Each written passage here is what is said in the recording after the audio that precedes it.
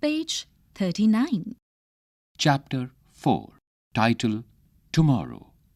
Writer: Joseph Conrad, 1857 to 1924. Joseph Conrad, born of Polish parents in the Russian Ukraine, began a seafaring life in 1874. He learnt English at the age of 21 and in 1886 became a British citizen. His famous works include The Nigger of the Narcissus, 1898, Lord Jim, 1900, and Nostromo, 1904. His greatest skill lies in his capacity to evoke an atmosphere through careful attention to detail. He uses the method of story within a story to convey his sense of the inexplicable inner character of life and the shifting quality of the mind. All Conrad's characters suffer from a sense of isolation. What was known of Captain Hagberd in the little seaport of Colebrook was not exactly in his favour. He did not belong to the place. He had come to settle there under circumstances not at all mysterious. He used to be very communicative about them at the time, but extremely morbid and unreasonable. He was possessed of some little money evidently, because he bought a plot of ground and had a pair of ugly yellow brick cottages run up very cheaply. He occupied one of them himself and let the other to Josiah Cavell, Blind Cavell, the retired boat builder, a man of evil repute as a domestic tyrant. These cottages had one wall in common, shared in a line of iron railing dividing their front gardens. A wooden fence separated their back gardens. Miss Bessie Carville was allowed, as it were of right, to throw over it the tea-cloths, blue rags, or an apron that wanted drying. "It rots the wood, Bessie, my girl," the captain would remark mildly from his side of the fence, each time he saw her exercising that privilege. Page 40. She was a tall girl. The fence was low, and she could spread her elbows on the top. Her hands would be red with the bit of washing she had done, but her forearms were white and shapely, and she would look at her father's landlord in silence, in an informed silence which had an air of knowledge, expectation, and desire. "It rots the wood," reported Captain Hagberd. "It is the only unthrifty, careless habit I know in you. Why don't you have a clothesline out in your backyard?" Miss Cavell would say nothing to this. She only shook her head negatively. The tiny backyard on her side had a few stone-bordered little beds of black earth, in which the simple flowers she found time to cultivate appeared somehow extravagantly overgrown, as if belonging to an exotic clime. And Captain Hagberd's upright, hale person, clad in #1 sailcloth from head to foot, would be emerging knee-deep out of rank grass and the tall weeds on his side of the fence.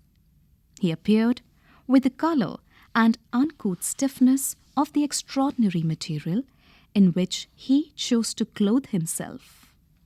"For the time being," would be his mumbled remark to any observation on the subject, like a man roughened out of granite, standing in a wilderness not big enough for a decent billiard room, a heavy figure of a man of stone, with a red handsome face, a blue wandering eye, and a great white beard flowing to his waist and never trimmed as far as Colebrook knew. 7 years before, he had seriously answered, "Next month, I think," to the chaffing attempt to secure his custom made by that distinguished local wit, the Colebrook barber, who happened to be sitting insolently in the tap room of the new inn near the harbour, where the captain had entered to buy an ounce of tobacco, after paying for his purchase with 3 halfpence extracted from the corner of a handkerchief which he carried in the cuff of his sleeve. Captain Hagberd went out. As soon as the door was shut, the barber laughed. "The old one and the young one will be strolling arm in arm to get shaved in my place presently. The tailor shall be set to work, and the barber and the candlestick maker. High old times are coming for Colebrook. They are coming, to be sure. It used to be next week. Now it has come to next month, and so on. Soon it will be next spring, for all I know." Page 41. Noticing a stranger listening to him with a vacant grin, he explained, stretching out his legs cynically, that this queer-of-old Hagberd, a retired coasting skipper, was waiting for the return of a son of his. The boy had been driven away from home. He shouldn't wonder. Had run away to sea and had never been heard of since. Put to rest in Davy Jones' locker this many a day, as likely as not. That old man came flying to Colebrook 3 years ago, all in black broadcloth. Had lost his wife lately then, getting out of a third-class smoker, as if the devil had been at his heels. And the only thing that brought him down was a letter, a hoax probably. Some joker had written to him about a seafaring man with some such name who was supposed to be hanging about some girl or other, either in Colebrook or in the neighbourhood. Funny, ain't it? The old chap had been advertising in the London papers for Harry Hagberd and offering rewards for any sort of likely information. And the barber would go on to describe with sardonic gusto how that stranger in mourning had been seen exploring the country, in carts, on foot, taking everybody into his confidence, visiting all the inns and alehouses for miles around, stopping people on the road with his questions, looking into the very ditches almost, first in the greatest excitement, then with a plodding sort of perseverance, growing slower and slower, and he could not even tell you plainly how his son looked. The sailor was supposed to be one of 2 that had left a timber ship, and to have been seen dangling after some girl. But the old man described a boy of 14 or so. A clever-looking, high-spirited boy. And when people only smiled at this, he would rub his forehead in a confused sort of way before he slunk off, looking offended. He found nobody. Of course, not a trace of anybody. Never heard of anything worth belief, at any rate. But he had not been able, somehow, to tear himself away from Colebrook. Page 42. It was the shock of this disappointment, perhaps, coming soon after the loss of his wife, that had driven him crazy on that point. The barber suggested, with an air of great psychological insight. After a time, the old man abandoned the active search. His son had evidently gone away, but he settled himself to wait. His son had been once at least in Colebrook in preference to his native place. There must have been some reason for it, he seemed to think. Some very powerful inducement that would bring him back to Colebrook again. Why, of course, Colebrook. Where else? That's the only place in the United Kingdom for your long-lost sons.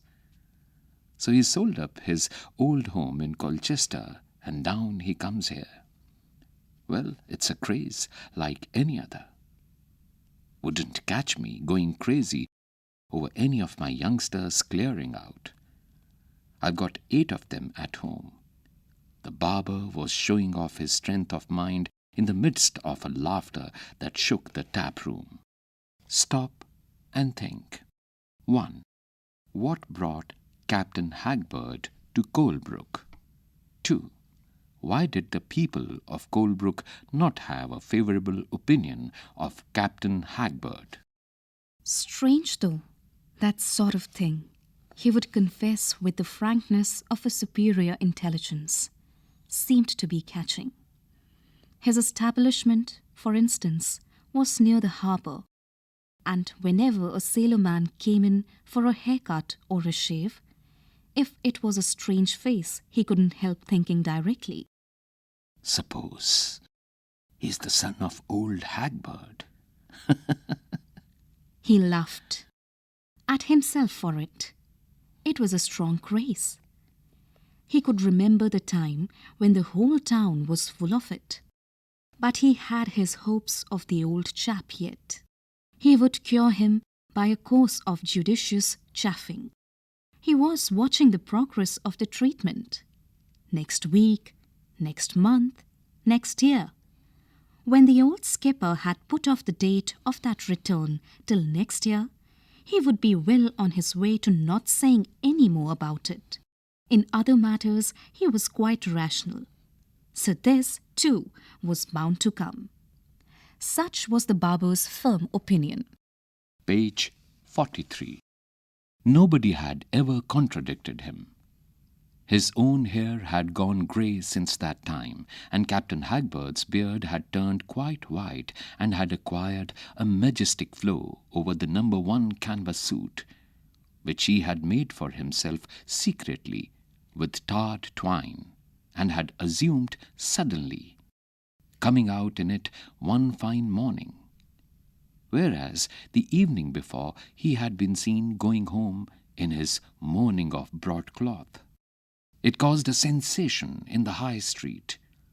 Shopkeepers coming to their doors, people in the houses snatching up their hats to run out, a stir at which he seemed strangely surprised at first, and then scared. But his only answer to the wondering questions was that startled and evasive, "For the present." That sensation had been forgotten long ago, and Captain Hagbird himself, if not forgotten, had come to be disregarded. The penalty of dailiness, as the sun itself is disregarded unless it makes its power felt heavily. Captain Hagbird's movements showed no infirmity. He walked stiffly in his suit of canvas, a quaint and remarkable figure. Only his eyes wandered more furtively, perhaps, than of yore. His manner abroad had lost its excitable watchfulness. It had become puzzled and diffident, as though he had suspected that there was somewhere about him something slightly compromising, some embarrassing oddity, and yet he remained unable to discover what on earth this something wrong could be. He was unwilling now to talk with the townsfolk. He had earned for himself the reputation of an awful skinflint, of a miser in that matter of living. He mumbled regretfully in the shops, bought inferior scraps of meat after long hesitations, and discouraged all allusions to his costume. It was as the barber had foretold. For all one could tell, he had recovered already from the disease of hope, and only Miss Bessie Carville knew that he said nothing about his son's return, because with him it was no longer next week, next month, or even next year. It was tomorrow. In their intimacy of backyard and front garden, he talked with her paternally, reasonably, and dogmatically, with a touch of arbitrariness. They met on the ground of an unreserved confidence, which was authenticated by an affectionate wink now and then. Page 44. Miss Carville had come to look forward rather to these winks. At first they had discomposed her.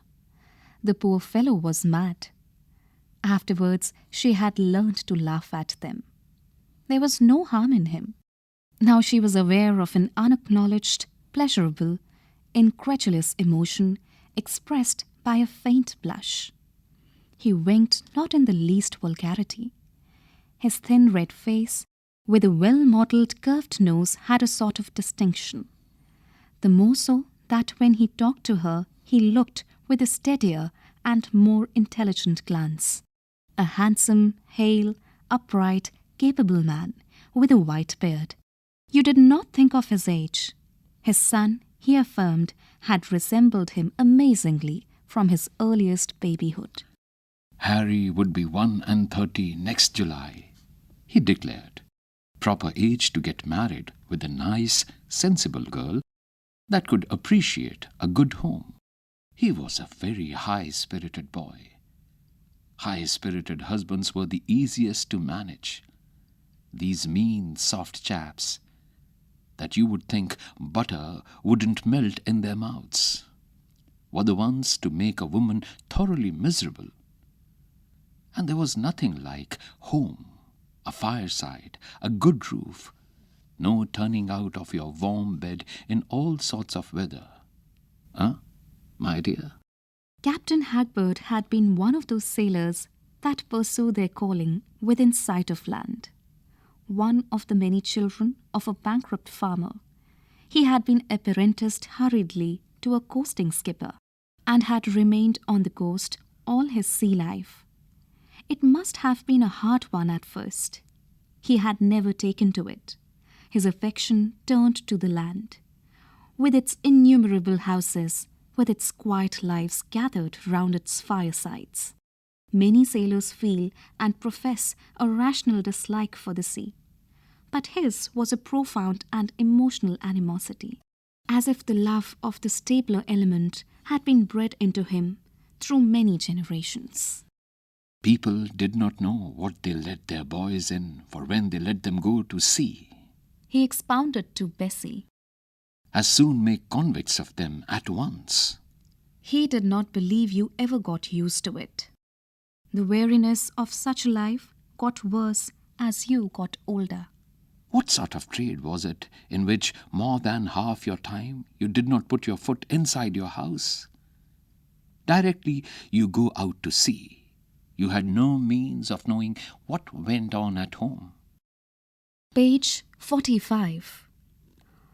One might have thought him weary of distant voyages, and the longest he had ever made had lasted a fortnight, of which the most part had been spent at anchor, sheltering from the weather. As soon as his wife had inherited a house and enough to live on from a bachelor uncle who had made some money in the coal business, he threw up his command of an East Coast collier with a feeling as though he had escaped from the galleys.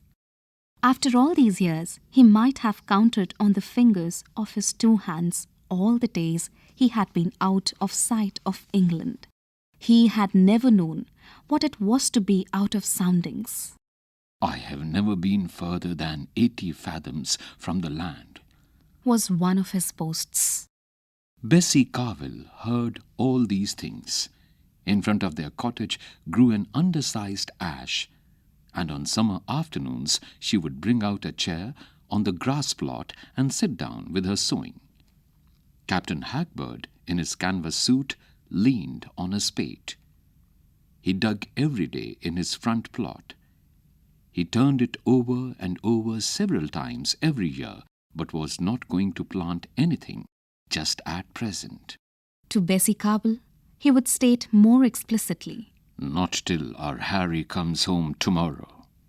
And she had heard this formula of hope so often that it only awakened the vaguest pity in her heart for that hopeful old man. Everything was put off in that way, and everything was being prepared likewise for tomorrow. There was a box full of packets of various flower seeds to choose from for the front garden. "He will doubtless let you have your say about that, my dear," Captain Hagberd intimated to her across the railing. Miss Bessie's head remained bowed over her work. She had heard all this so many times. But now and then she would rise, lay down her sewing, and come closely to the fence. There was a charm in these gentle ravings. He was determined that his son should not go away again for the want of a home all ready for him. He had been filling the other cottage with all sorts of furniture. She imagined it all new, fresh with varnish, piled up as in a warehouse. There would be tables wrapped up in sacking, rolls of carpets thick and vertical, like fragments of columns, the gleam of white marble tops in the dimness of the drawn blinds. Captain Hagberd always described his purchases to her carefully, as to a person having a legitimate interest in them. The overgrown yard of his cottage could be laid over with concrete after tomorrow. We may just as well do away with the fence. You could have your drying line out, quite clear of your flowers. He winked, and she would blush faintly. This madness that had entered her life through the kind impulses of heart had reasonable details. What if someday his son returned? But she could not even be quite sure that he ever had a son. And if he existed anywhere, he had been too long away.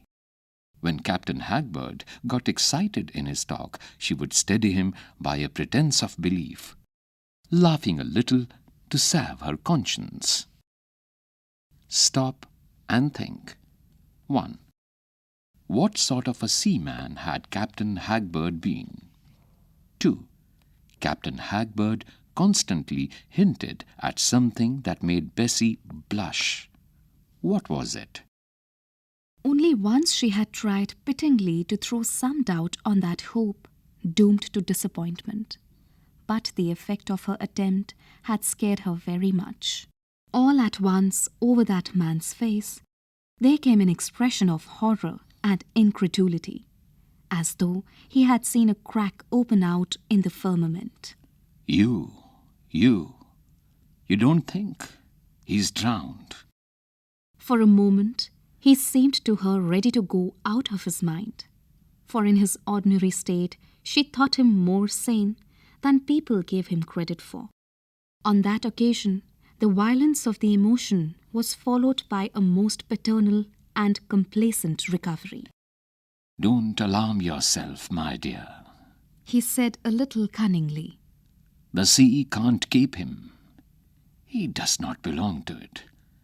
None of us Hagberds ever did belong to it. Look at me.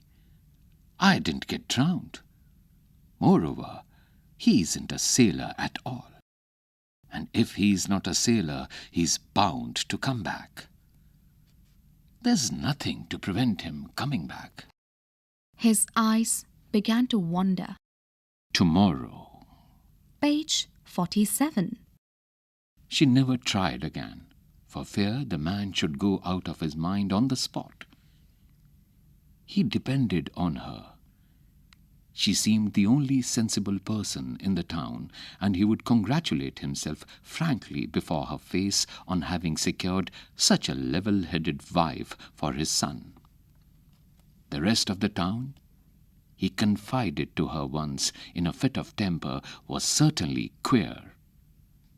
The way they looked at you, the way they talked to you. He had never got on with anyone in the place. Didn't like the people. He would not have left his own country if it had not been clear that his son had taken a fancy to Colebrook. She humoured him in silence, listening patiently by the fence. Crocheting with downcast eyes, blushes came with difficulty on her dead-white complexion, under the negligently twisted opulence of mahogany-coloured hair. Her father was frankly carroty. She had a full figure, a tired, unrefreshed face. When Captain Hagberd wanted the necessity and propriety of a home and the delights of one's own fireside, she smiled a little with her lips only, Her home delights had been confined to the nursing of her father during the 10 best years of her life. A bestial roaring coming out of an upstairs window would interrupt their talk. She would begin at once to roll up her crochet work or fold her sewing, without the slightest sign of haste. Meanwhile, the howls and roars of her name would go on, making the fishermen strolling upon the sea wall on the other side of the road turn their heads towards the cottages. She would go in slowly at the front door, and a moment afterwards there would fall a profound silence. Presently she would reappear, leading by the hand a man, gross and unwieldy like a hippopotamus, with a bad-tempered, surly face. He was a widowed boat builder, whom blindness had overtaken years before in the full flush of business. He behaved to his daughter as if she had been responsible for its incurable character. He had been heard to bellow at the top of his voice, as if to defy heaven, that he did not care. He had made enough money to have ham and eggs for his breakfast every morning. He thanked God for it, in a fiendish tone, as though he were cursing. Page 48. Captain Hagbert had been so unfavourably impressed by his tenant that once he told Miss Bessie, "He is a very extravagant fellow, my dear." She was knitting that day, finishing a pair of socks for her father, who expected her to keep up the supply dutifully. She hated knitting, and as she was just at the heel part, she had to keep her eyes on her needles. Of course, it isn't as if he had a son to provide for. Captain Hagbert went on a little vacantly. Girls, of course, don't require so much. They don't run away from home, my dear. No, Said Miss Bessie quietly. Captain Hagbert, amongst the mounds of turned-up earth, chuckled. With his maritime rig, his weather-beaten face, his beard of Father Neptune, he resembled a deposed sea god who had exchanged the trident for the spade. And he must look upon you as already provided for in a manner. That's the best of it with the girls. The husbands. he winked. Miss Bessie, absorbed in her knitting, coloured faintly. Bessie! My hat! Old Carvel bellowed out suddenly. He had been sitting under the tree mute and motionless, like an idol of some remarkably monstrous superstition. He never opened his mouth but to howl for her, at her, sometimes about her, and then he did not moderate the terms of his abuse. Her system was never to answer him at all, and he kept up his shouting till he got attended to, till she shook him by the arm, or thrust the mouthpiece of his pipe between his teeth. He was one of the few blind people who smoke. When he felt the hat being put on his head, he stopped his noise at once. Then he rose, and they passed together through the gate. He weighed heavily on her arm. During their slow, toilful walks, she appeared to be dragging with her for a penance the burden of that infirm bulk. Usually they crossed the road at once. The cottages stood in the fields near the harbour, 200 yards away from the end of the street. And for a long, long time they would remain in view, ascending imperceptibly the flight of wooden steps that led to the top of the sea wall. Page 49. It ran on from east to west, shutting out the channel like a neglected railway embankment on which no train had ever rolled within memory of man. Groups of sturdy fishermen would emerge upon the sky, walk along for a bit, and sink without haste. Their brown nets, like the cobwebs of gigantic spiders, lay on the shabby grass of the slope, and looking up from the end of the street, the people of the town would recognize the two Carvilles by the creeping slowness of their gait. Captain Hagbird, pottering aimlessly about his cottages, would raise his head to see how they got on their promenade. Stop and think. 1. What were Bessie's reactions to old Hagbird's ravings? 2. What sort of a person was Mr. Carville? He advertised still in the Sunday papers for Harry Hagbird. These sheets were read in foreign parts to the end of the world, he informed Bessie. At the same time, he seemed to think that his son was in England, so near to Colebrook that he would of course turn up tomorrow. Bessie, without committing herself to that opinion in so many words, argued that in that case the expense of advertising was unnecessary. Captain Hagbird had better spend that weekly half-crown on himself. She declared she did not know what he lived on. Her argumentation would puzzle him and cast him down for a time. They all do it, he pointed out. There was a whole column devoted to appeals after missing relatives. He would bring the newspaper to show her. He and his wife had advertised for years. Only she was an impatient woman. The news from Colebrook had arrived the very day after her funeral.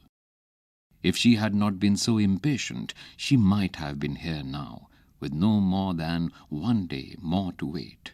You are not an impatient woman, my dear. Page 50. I have no patience with you sometimes, she would say. If he still advertised for his son, he did not offer rewards for information any more, for, with the muddled lucidity of a mental derangement, he had reasoned himself into a conviction as clear as daylight that he had already attained all that could be expected in that way. What more could he want? Colebrook was the place, and there was no need to ask for more. Miss Carville praised him for his good sense, and he was soothed by the part she took in his hope, which had become his delusion. In that idea which blinded his mind to truth and probability, just as the other old man in the other cottage had been made blind by another disease to the light and beauty of the world. but anything he could interpret as a doubt, any coolness of assent, or even a simple inattention to the development of his projects of a home with his returned son and his son's wife, would irritate him into flings and jerks and wicked side glances. He would dash his spade into the ground and walk to and fro before it. Miss Bessie called it tantrums. She shook her finger at him. Then, when she came out again, after he had parted with her in anger, he would watch out of the corner of his eyes for the least sign of encouragement to approach the iron railings and resume his fatherly and patronizing relations. For all their intimacy, which had lasted some years now, they had never talked without a fence or a railing between them. He described to her all the splendors accumulated for setting up of their housekeeping, but had never invited her to an inspection. No human eye was to behold them till Harry had his first look. In fact, nobody had ever been inside his cottage. He did his own housework, and he guarded his son's privilege so jealously that the small objects of domestic use he bought sometimes in the town were smuggled rapidly across the front garden under his canvas coat. Then, coming out, he would remark apologetically, "It was only a small kettle, my dear." And, if not too tired with her drudgery or worried beyond endurance by her father, she would laugh at him with a blush and say, "That's all right, Captain Hagbird. I am not impatient." "Well, my dear, you haven't long to wait now," he would answer with a sudden bashfulness and looking about uneasily as though he had suspected that there was something wrong somewhere. Page 51. Every Monday she paid him his rent over the railings. He clutched the shillings greedily. He grudged every penny he had to spend on his maintenance. And when he left her to make his purchases, his bearing changed as soon as he got into the street. Away from the sanction of her pity, he felt himself exposed without defense. He brushed the walls with his shoulder. He mistrusted the queerness of the people. Yet, by then, even the town children had left off calling after him, and the tradesmen served him without a word. The slightest allusion to his clothing had the power to puzzle and frighten, especially as if it was something utterly unwarranted and incomprehensible. In the autumn, the driving rain drummed on his sailcloth suit, saturated almost to the stiffness of sheet iron, with its surface flowing with water. When the weather was too bad, he retreated under the tiny porch and, standing close against the door, looked at his spade left planted in the middle of the yard. The ground was so much dug up all over that as the season advanced it turned into a quagmire. When it froze hard, he was disconsolate. What would Harry say? And as he could not have so much of Bessie's company at that time of year, the roars of old Carville that came muffled through the closed windows, calling her indoors, exasperated him greatly. "Why don't that extravagant fellow get you a servant?" he asked impatiently one mild afternoon. She had thrown something over her head to run out for a while. "I don't know," said the pale Bessie, wearily, staring away with her heavy-lidded, grey and unexpectant glance. There were always smudgy shadows under her eyes, and she did not seem able to see any change or any end to her life. "You wait till you get married, my dear," said her only friend, drawing closer to the fence. "Harry will get you one."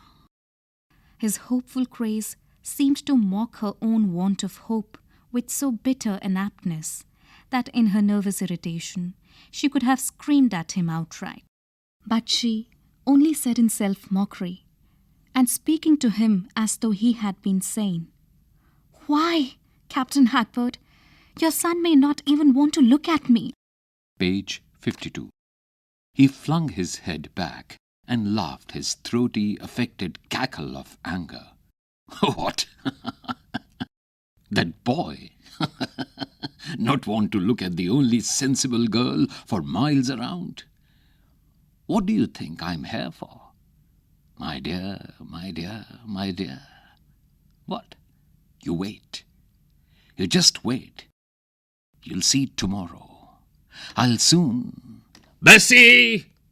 Bessie! Bessie! howled old Carville inside. Bessie, my pipe! That fat blind man had given himself up to very lust of laziness. He would not lift his hand to reach for the things she took care to leave at his very elbow. He would not move a limb. He would not rise from his chair. He would not put one foot before another in that parlour, where he knew his way as well as if he had his sight, without calling her to his side and hanging all his atrocious weight on her shoulder. He would not eat one single mouthful of food without her close attendance. He had made himself helpless beyond his affliction to enslave her better. She stood still for a moment, setting her teeth in the dusk, then turned and walked slowly indoors. Stop and think. 1. What was the point of similarity between Captain Hagbard and old Mr. Carville? 2. Why did Bessie sometimes show signs of irritation and disgust? Captain Hagberd went back to his spade. The shouting in Carville's cottage stopped, and after a while the window of the parlour downstairs was lit up. A man coming from the end of the street with a firm, leisurely step passed on, but seemed to have caught sight of Captain Hagberd because he turned back a pace or two. A cold, white light lingered in the western sky. The man leaned over the gate in an interested manner. "You must be Captain Hagberd," he said with easy assurance. Page 53. The old man spun round, pulling out his spade, startled by the strange voice. "Yes, I am," He answered nervously. the other, smiling straight at him, uttered very slowly, "You've been advertising for your son, I believe. My son Harry." Mumbled Captain Hagberd, off his guard for once. "He's coming home tomorrow." "The devil he is." The stranger marvelled greatly, and then went on with only a slight change of tone. "You've grown a beard like Father Christmas himself." Captain Hagberd drew a little nearer and leaned forward over his spade. "Go your way," He said resentfully and timidly at the same time, because he was always afraid of being laughed at. Every mental state, even madness, has its equilibrium based upon self-esteem. Its disturbance causes unhappiness, and Captain Hagberd lived amongst a scheme of settled notions, which it pained him to feel disturbed by people's grins. Yes, people's grins were awful. They hinted at something wrong. But what? He could not tell. And that stranger was obviously grinning, had come on purpose to grin. It was bad enough on the streets, but he had never before been outraged like this. The stranger, unaware how near he was of having his head laid open with a spade, said seriously, "I'm not trespassing where I stand. Am I? I fancy there's something wrong about your news. Suppose you let me come in." "You come in." murmured old Hagberd with inexpressible horror. "I could give you some real information about your son. The very latest tip, if you care to hear." "No!" shouted Hagberd. He began to pace wildly to and fro. He shouldered his spade. He gesticulated with his other arm. "There's a fellow, a grinning fellow, who says there's something wrong. I've got more information than you are aware of. I've all the information I want. I've had it for years, for years, for years. Enough to last me till tomorrow. Let you come in, indeed. What would Harry say?" Bessie Carbell's figure appeared in black silhouette on the parlour window. Then, with the sound of an opening door, flitted out before the other cottage, all black, but with something white over her head. These two voices beginning to talk suddenly outside. She had heard them indoors, had given her such an emotion that she could not utter a sound. Page 54. Captain Hagberd seemed to be trying to find his way out of a cage, his feet squelched in the puddles left by his industry. He stumbled in the holes of the ruined grass plot. He ran blindly against the fence. "Here, steady a bit," said the man at the gate gravely, stretching his arm over and catching him by the sleeve. "Somebody's been trying to get at you. Hello, what's this rig you've got on? Storm canvas, by George?" He had a big laugh. "Well, you are a character." Captain Hagberd jerked himself free and began to back away shrinkingly. For the present. he muttered in a crestfallen tone. What's the matter with him? The stranger addressed Bessie with the utmost familiarity, in a deliberate explanatory tone. I didn't want to startle the old man. He lowered his voice as though he had known her for years. I dropped into a barber's on my way to get a 2-penny shave, and they told me there he was something of a character. The old man has been a character all his life. Captain Hagbird, daunted by the allusion to his clothing, had retreated inside, taking his spade with him, and the two at the gate, startled by the unexpected slamming of the door, heard the bolts being shot, the snapping of the lock, and the echo of an affected gurgling laugh within. I didn't want to upset him. The man said after a short silence. What's the meaning of all this? He isn't quite crazy, He has been worrying a long time about his lost son. said Bessie in a low, apologetic tone. Well, I am his son, Harry, she cried, and was profoundly silent. Know my name? Friends with the old man, huh? he's our landlord. Bessie faltered out, catching hold of the iron railing. Page 55. Owns both them. Rabbit hutches. Does he? Commented young Hagbird scornfully. Just the thing he would be proud of. Can you tell me who's that chap coming tomorrow? You must know something of it. I tell you, it's a swindle on the old man, nothing else.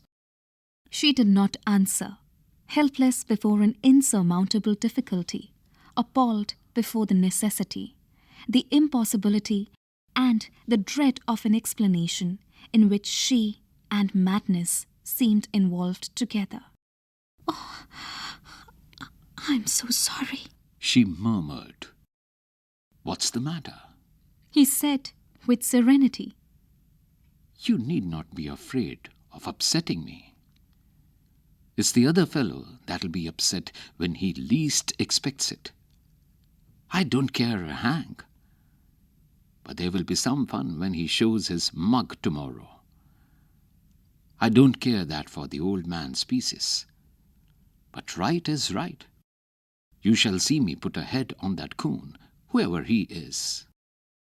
He had come nearer and towered above her on the other side of the railings. He glanced at her hands. He fancied she was trembling, and it occurred to him that she had her part perhaps in that little game that was to be sprung on his old man tomorrow. He had come just in time to spoil their sport. He was entertained by the idea, scornful of the baffled plot. But all his life he had been full of indulgence for all sorts of women's tricks. She really was trembling very much. Her wrap had slipped off her head. Poor devil, he thought. Never mind about that chap. I dare say he'll change his mind before tomorrow. But what about me? I can't loaf about the gate till the morning. She burst out. It is you yourself that he is waiting for. It is you who come tomorrow, he murmured. Oh, it's me. Blankly, and they seemed to become breathless together. Apparently, he was pondering over what he had heard. Then, without irritation, but evidently perplexed, he said, I don't understand. I hadn't written or anything. It's my chum who saw the paper and told me this very morning. Huh? What? He bent his ear. She whispered rapidly, and he listened for a while, muttering the words, Yes. And?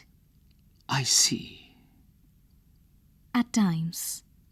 Then, But why won't today do? He queried at last. Page 56. You didn't understand me. She exclaimed impatiently. The clear streak of light under the clouds died out in the west. Again he stooped slightly to hear better, and the deep night buried everything of the whispering woman and the attentive man, except the familiar contiguity of their faces, with its air of secrecy and caress. He squared his shoulders. The broad-brimmed shadow of a hat sat cavalierly on his head.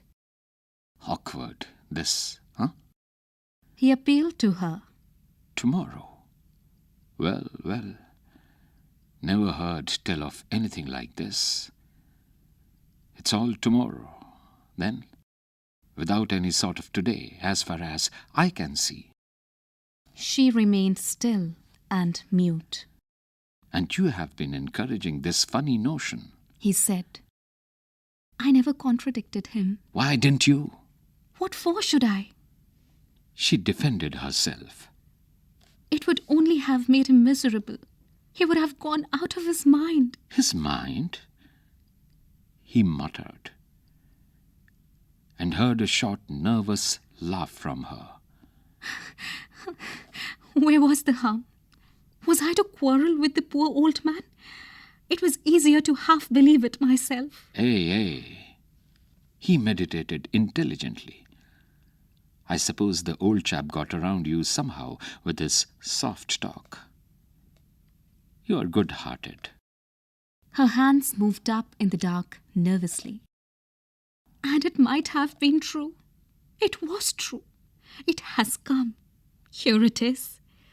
This is the tomorrow we have been waiting for.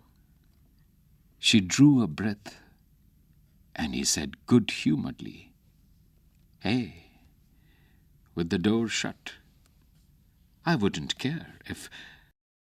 And you think he could be brought round to recognize me, huh? What? You could do it? In a week, you say? I dare say you could. But do you think I could hold out of a week in this dead-alive place? Not me. I want either hard work or an all-fired racket or more space than there is in the whole of England. I have been in this place, though, once before, and for more than a week. The old man was advertising for me then, and a chum I had with me had a notion of getting a couple of quid out of him by writing a lot of silly nonsense in a letter. That lark did not come off, though. We had to clear out, and none too soon. But this time, I have a chum waiting for me in London, and besides... Bessie Carville was breathing quickly. What if I tried to knock at the door? He suggested. Try, she said. Captain Hagbert's gate squeaked, and the shadow of his son moved on, then stopped with another deep laugh in the throat, like the father's, only soft and gentle, thrilling to the woman's heart, awakening to her ears.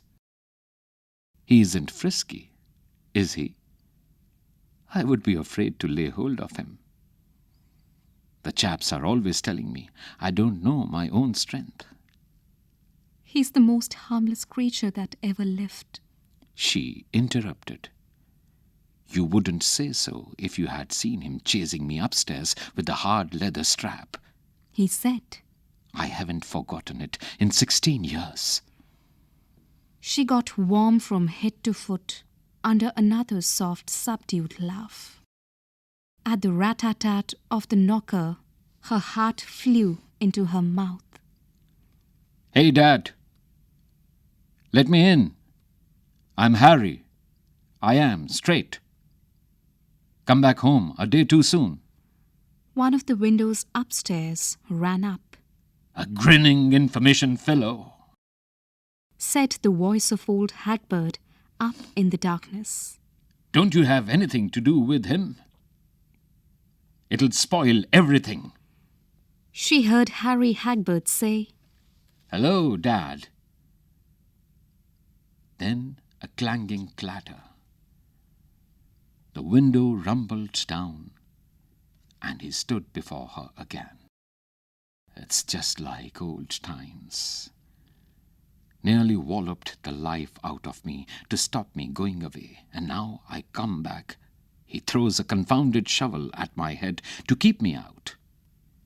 It grazed my shoulder. Page 58. Stop and think.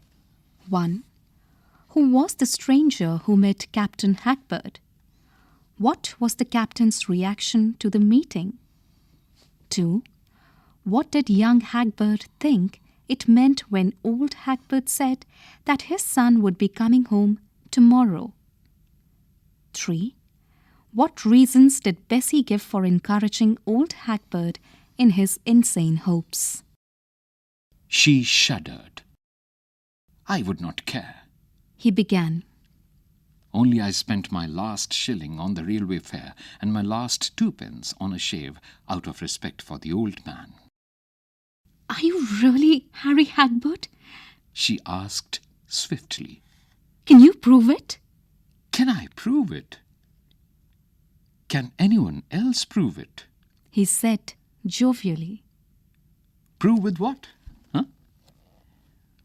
What do I want to prove? There isn't a single corner in the world, barring England, perhaps, where you could not find some man, or more likely a woman, that would remember me for Harry Hagbert. I am more like Harry Hagbert than any man alive, and I can prove it to you in a minute. If you will let me step inside your gate," Come in. she said. He entered then the front garden of the Cowells. His tall shadow strode with a swagger. She turned her back on the window and waited, watching the shape of which the footfalls seemed the most material part. The light fell on a tilted hat, a powerful shoulder that seemed to cleave the darkness. On a leg stepping out, he swung about and stood still, facing the illuminated parlor window at her back, turning his head from side to side, laughing softly to himself. Just fancy for a minute. The old man's beard stuck onto my chin. Hey, now say, I was the very spit of him from a boy. It's true, She murmured to herself. And that's about as far as it goes. He was always one of your domestic characters. Why? I remember how he used to go about looking very sick for 3 days before he had to leave home on one of his trips to South Shields for coal. He had a standing charter from the gas works. You would think he was off on a whaling cruise. 3 years and a tail. Ha! Ha! Not a bit of it. 10 days on the outside. The skimmer of the seas was a smart craft. Fine name, wasn't it? Mother's uncle owned her. he interrupted himself, and in a lowered voice, Did he ever tell you what Mother died of? He asked. Yes, Said Miss Bessie bitterly. from impatience. He made no sound for a while. Then brusquely, they were so afraid I would turn out badly that they fairly drove me away. Mother nagged at me for being idle, and the old man said he would cut my soul out of my body rather than let me go to sea. Well, it looked as if he would do it too, so I went. It looks to me sometimes as if I had been born to them by a mistake, in that other hutch of a house. Where ought you to have been born by rights? Bessie Carville interrupted him defiantly. In the open, upon a beach, on a windy night. He said, quick as lightning. Then he mused slowly. They were characters, both of them, by George. And the old man keeps it up well, don't he? A damned shovel on the hark. Who's that making that row? Bessie! Bessie! It's in your house, It's for me. she said with indifference.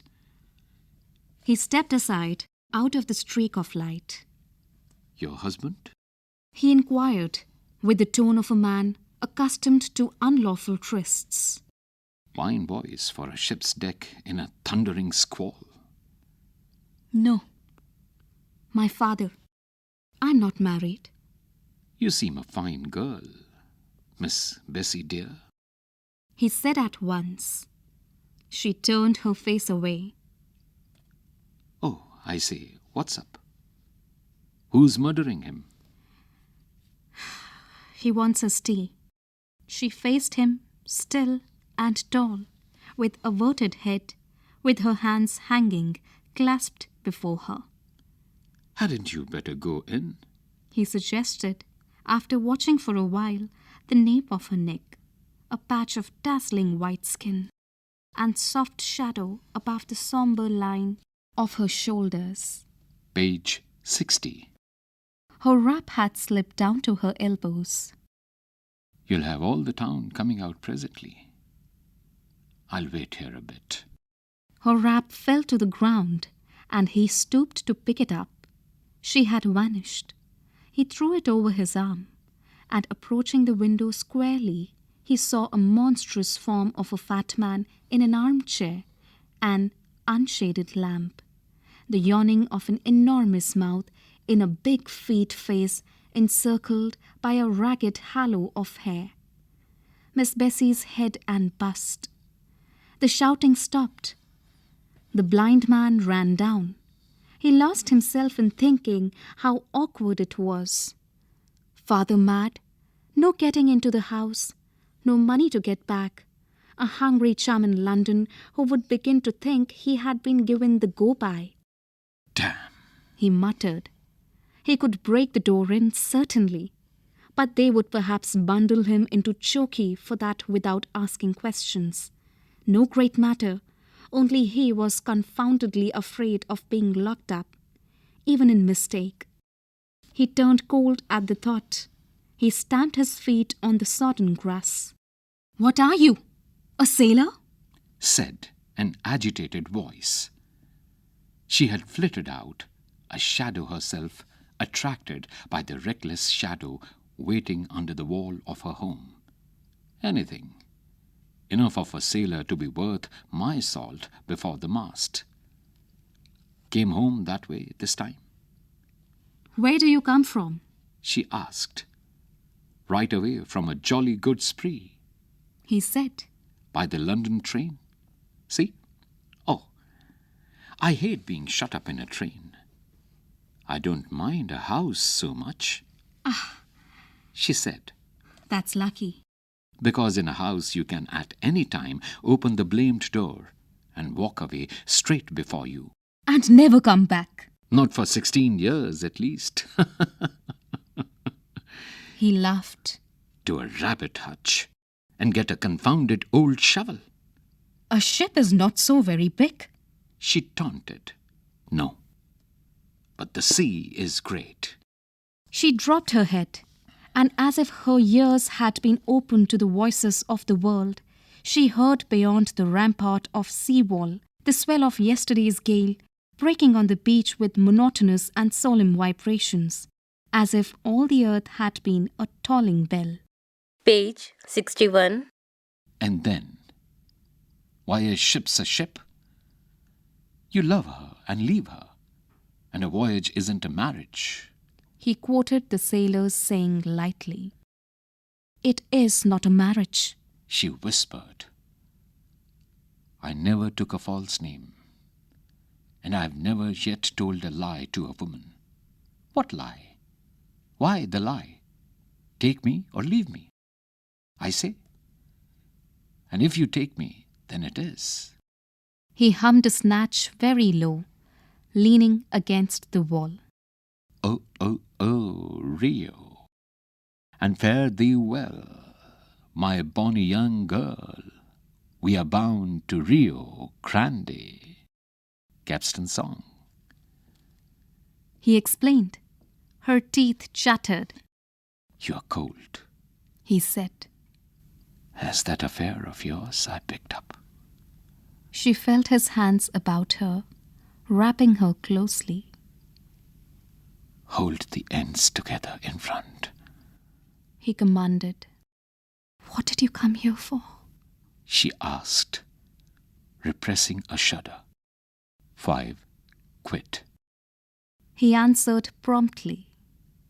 We let our spree go on a little too long and got hard up. Oh, you've been drinking, she said. Blind 3 days, on purpose. I'm not given that way, don't you think? There's nothing and nobody that can get over me unless I like. I can be as steady as a rock. My chum sees the paper this morning and says he to me, Go on, Harry, loving parent. That's 5 quid sure. So we scrapped all our pockets for the fare. Devil of a lark. You have a hard heart, I'm afraid. She sighed. What for? For running away? Why? He wanted to make a lawyer's clerk of me just to please himself. Master in his own house, and my poor mother egged him on for my good. I suppose. Well, then, so long, and I went. No, I tell you, the day I cleared out, I was all black and blue from his great fondness for me. Huh? He was always a bit of a character. Look at that shovel now, off his chump. Not much. That's just exactly like my dad. He wants me here just to have somebody to order about. However, we two were hard up. And what's 5 quid to him? Once in 16 hard years? Page 62. But I'm sorry for you. Did you never wait to come back home? Be a lawyer's clerk and rot here? In some such place as this? He cried in contempt. What if the old man set me up in a home today? I would kick it down about my ears, or else die there before the 3rd day was out. And where else is it that you hope to die? In the bush somewhere. In the sea. On a blamed mountain top for choice. At home? Yes, the world's my home. But I expect I'll die in a hospital someday. What of that? Any place is good enough as long as I've lived. And I've been everything you can think of almost but a tailor or a soldier. I've been a boundary rider. I've sheared sheep and humped my swag and harpooned a whale.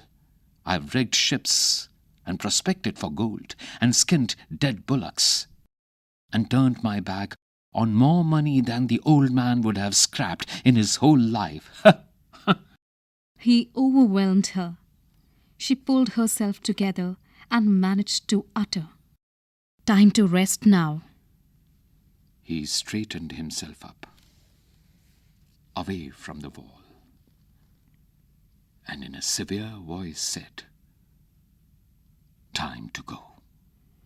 But he did not move. He leaned back again and hummed thoughtfully a bar or two of an outlandish tune. She felt as if she were about to cry. That's another of your cruel songs, she said. Learned it in Mexico, in Sonora. He talked easily. It is the song of Gambesinos. You don't know? The song of restless men. Nothing could hold them in one place, not even a woman. You used to meet one of them now and again in the old days, on the edge of gold country, away north there beyond the Rio Gila. I've seen it. A prospecting engineer in Mazatlan took me along with him to help look after the wagons. A sailor's a handy chap to have about you anyhow. It's all a desert. Cracks in the earth that you can't see the bottom of. And mountains, sheer rocks standing up high like walls, and church spires only 100 times bigger. The valleys are full of boulders and black stones. There's not a blade of grass to see. And the sun sets more red over that country than I have seen it anywhere. Blood red and angry. It's fine. You do not want to go back there again? She stammered out. Page 63. He laughed a little. No. That's the blamed gold country. It gave me the shivers sometimes to look at it. And we were a big lot of men together, mind. But these Gambassinos wandered alone. They knew that country before anybody had ever heard of it. They had a sort of gift for prospecting, and the fever of it was on them too. And they did not seem to want the gold very much. They would find some rich spot and then turn their backs on it. Pick up perhaps a little enough for a spree, and then be off again, looking for more. They never stopped long where there were houses. They had no wife, no chick, no home, never a chum. You couldn't be friends with a Gambassino. They were too restless, here today and gone. God knows where tomorrow. They told no one of their finds, and there has never been a Gambassino well off. It was not for the gold they cared. It was the wandering about looking for it in the stony country that got into them and wouldn't let them rest. So that no woman yet born could hold a Gambassino for more than a week. That's what the song says. It's all about a pretty girl that tried hard to keep hold of a Gambassino lover, so that he should bring her lots of gold. No fear. Off he went. And she never saw him again. What became of her? She breathed out. The song don't tell. Cried a bit. I dare say. They were the fellows. Kiss and go. But it's the looking for a thing. A something. Sometimes I think I am a sort of Gambassino myself. No woman can hold you then. She began in a brazen voice, which quivered suddenly before the end. No longer than a week. He choked, playing upon her very heartstrings with the gay, tender note of his laugh. And yet, I'm fond of them all. Anything for a woman of the right sort. The scrapes they got me into, and the scrapes they got me out of. I love them at first sight. I've fallen in love with you already. Miss Bessie's your name, She backed away a little, with a trembling laugh. You haven't seen my face yet. Page 64. He bent forward gallantly. A little pale. It suits some. But you are a fine figure of a girl, Miss Bessie. She was all in a flutter. Nobody had ever said so much to her before. Stop and think. 1. What makes Bessie convinced that the young man is indeed Harry? 2. What kind of life had Harry lived after he left home? His tone changed. I'm getting middling hungry, though. Had no breakfast today. Couldn't you scare up some bread from that tea for me, or... She was gone already. He had been on the point of asking her to let him come inside. No matter, anywhere would do. Devil of a fix. What would his chum think? I didn't ask you as a beggar. He said jestingly, taking a piece of bread and butter from the plate she held before him. I asked as a friend. My dad is rich, you know, He starves himself for your sake, and I have starved for his whim. he said, taking up another piece. All he has in the world is for you. She pleaded. Yes. If I come here to sit on it like a damned toad in a hole, thank you. And what about the shovel, huh? He always had a queer way of showing his love, I could bring him round in a week. she suggested timidly. He was too hungry to answer her, and holding the plate submissively to his hand, she began to whisper up to him in a quick, panting voice. He listened, amazed, eating slower and slower, till at last his jaw stopped altogether. That's his game. Is it? He said in a rising tone of scathing contempt. An ungovernable movement of his arm sent the plate flying out of her fingers. He shot out a violent curse. She shrank from him, putting her hand against the wall. No! He raged. He expects me for his rotten money? Who wants his home? Mad, not he. Don't you think? He wants his own way. He wanted to turn me into a miserable lawyer's clerk, and now he wants to make of me a blamed tame rabbit in a cage. Of me! Of me!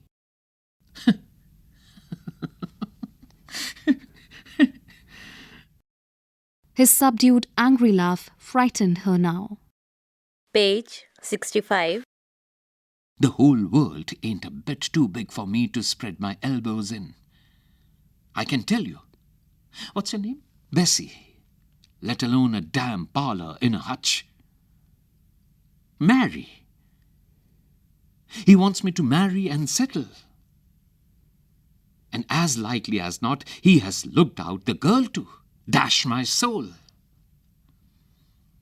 And do you know the Judy, may I ask? She shook all over with noiseless, dry sobs. But he was fuming and fretting too much to notice her distress. He bit his thumb with rage at the mere idea. A window rattled up. A grinning information fellow, Pronounced old Hagbert dogmatically in measured tones. And the sound of his voice seemed to Bessie to make the night itself mad, to pour insanity and disaster on the earth. Now I know what's wrong with the people here, my dear. Why, of course. With this mad chap going about. Don't you have anything to do with him? Bessie? Bessie, I say? They stood as if dumb. The old man fidgeted and mumbled to himself at the window. Suddenly he cried piercingly. Bessie, I see you. I'll tell Harry. She made a movement as if to run away, but stopped and raised her hands to her temples. Young Hagbert, shadowy and big, stirred no more than a man of bronze. Over their heads the crazy night whimpered and scolded in an old man's voice. Send him away, my dear. He's only a vagabond. What you want is a good home of your own. That chap has no home. He's not like Harry. He can't be Harry. Harry is coming tomorrow. Do you hear? One day more. He babbled more excitedly. Never you fear. Harry shall marry you. His voice rose very shrill and mad against the regular deep soughing of the swell coiling heavily about the outer face of the sea-wall. Page 66. Stop and think. 1. What does Bessie tell Harry about his father's plans for him? 2. What did Captain Hagberd call out to Bessie from the window? He will have to. I shall make him, or if not, He swore a great oath. I'll cut him off with a shilling tomorrow and leave everything to you. I shall, to you, let him starve. The window rattled down. Harry drew a deep breath and took one step towards Bessie. So, it's you, the girl. He said in a lowered voice. She had not moved, and she remained half turned away from him, pressing her head in the palms of her hands. My word. He continued with an invisible half-smile on his lips. I have a great mind to stop. Her elbows were trembling violently. For a week. He finished without a pause. She clapped her hands to her face. He came up quite close and took hold of her wrists gently. She felt his breath on her ear. It's a scrape. I am in this. And it is you that must see me through. He was trying to uncover her face. She resisted. He let her go then, and stepping back a little, Have you got any money? he asked. I must be off now.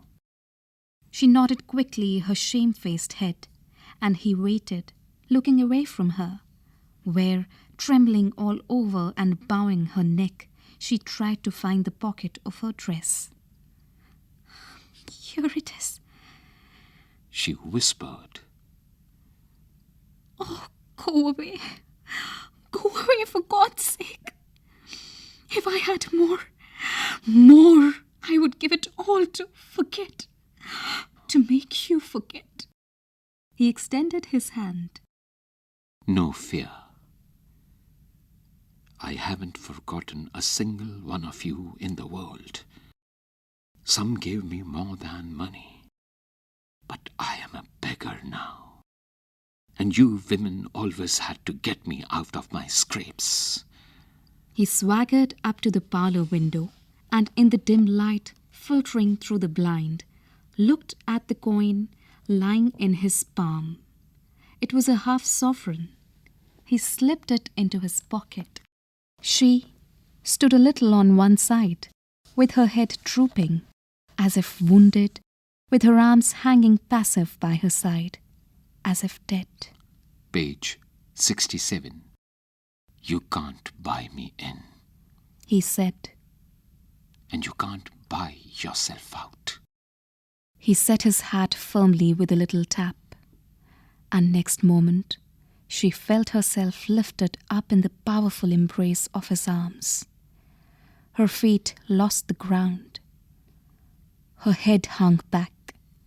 He showered kisses on her face with a silent and overmastering ardor, as if in haste to get at her very soul.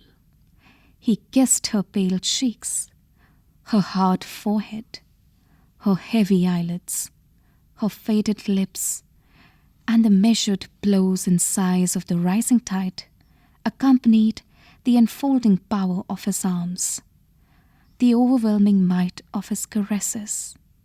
It was as if the sea, breaking down the wall protecting all the homes of the town, had sent a wave over her head.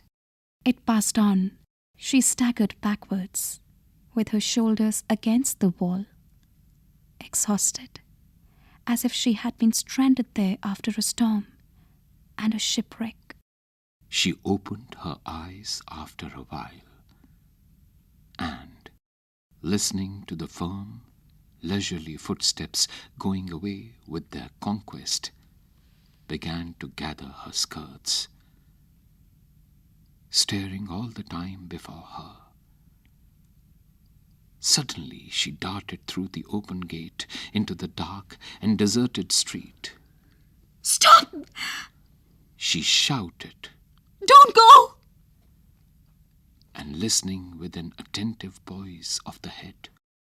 She could not tell whether it was the beat of the swell or his fateful tread that seemed to fall cruelly upon her heart. Presently, every sound grew fainter, as though she was slowly turning into stone. A fear of this awful silence came to her, worse than the fear of death. She called upon her ebbing strength for the final appeal. Harry! Not even the dying echo of a footstep. Nothing. The thundering of the surf, the voice of the restless sea itself seemed stopped.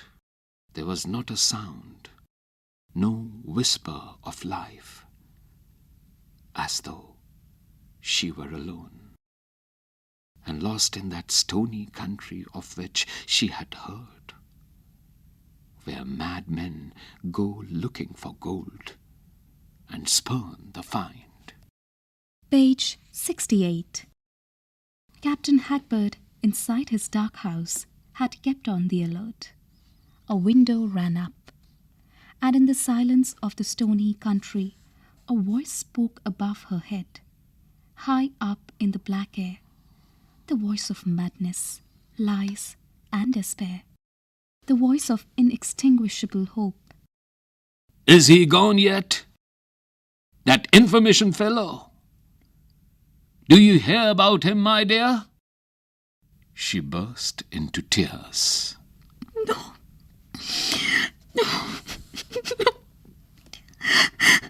I don't hear him anymore. She sobbed. He began to chuckle up there triumphantly. You frightened him away. Good girl. Now we shall be all right. Don't you be impatient, my dear. One day more. In the other house, old Carvel, wallowing regally in his armchair, with a globe lamp burning by his side on the table, yelled for her in a fiendish voice. Bessie! Bessie! You, Bessie! She heard him at last, and, as if overcome by fate, began to totter silently back towards her stuffy little inferno of a cottage. It had no lofty portal, no terrific inscription of forfeited hopes. She did not understand wherein she had sinned. Captain Hagberd had gradually worked himself into a state of noisy happiness up there. Go in. Keep quiet. She turned upon him tearfully from the doorstep below. He rebelled against her authority in his great joy at having got rid at last of that something wrong.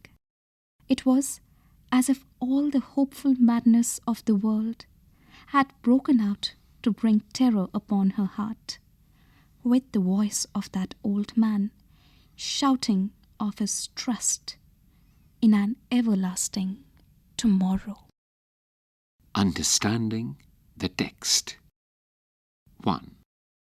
What is the consistency one finds in the old man's madness? 2. How does Captain Hagberd prepare for Harry's homecoming?